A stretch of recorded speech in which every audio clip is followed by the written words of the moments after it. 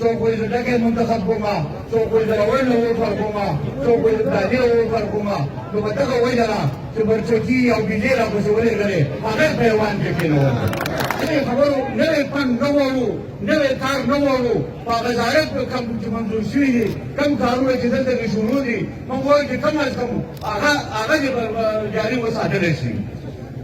دلته کې زموږ کورونه وران شو دلته کې زموږ دوکانونه وران شو خلکو ته دومره تکلیف ورسېدو دوه پیسې ورله چا ورنه کړې ځکه چې هغه وایي چې دا بس یو حکومت راغی زموږ چې کوم نمایندګان دي هغه د قوم نمایندګان دی هغه د هغه خلکو نمایندګان دي چې څوک ورته څه طریقه ښیي او ځکه دغسې نااهله خلک په موږ باندې راولي چې هغه بیا د خپل تپوس نه ما اورېدلي دي چې وزیر اعلی صاحب ویلي چې لکه دې د خپل ځکه نه ورکومه چې دې سوال کوارو ته دا زه وښیم چې دې داسې نااهله خلک ما له ولې رالېږلی دی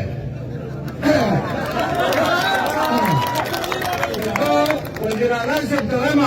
چې ستا د خبرې سره زه 100% اتفاق کوم ځکه چې که دې چې په دې کې لږ غیرت وی او په دې کې پوهه وی او دې نااهله نه وی نو ته به هم نه منتخب کولی ورونو خبره دا ده چې لکه که زمونږ دا هلي نو په موږ باندې به هر سړی دغه لرې کوي او دغه خلک به موږ لېږو موږ چې کله د اور خبره راشي موږ چې کله دغه د 500 کالو لپاره یو باچا مقررو یو خپل اختیار ورکوو چې په دې علاقه کې څه کېږي که ښه کېږي او که بد کېږي ته د هغې ته زموږ نماینده یې نو هغه موږ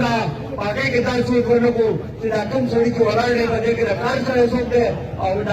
نااهله بلې څوک دی خو په هغه وخت کې موږ یو جذبات راولو څوک وایي زه ډکې منتخب کومه څوک وایي زه لوړ له ووټ ورکومه څوک وایي زه پلاني له ووټ ورکومه نو په دغه وجه نه چې برچکي او بیجې راپسې ولېږلې هغه په ایوان کې کېنولم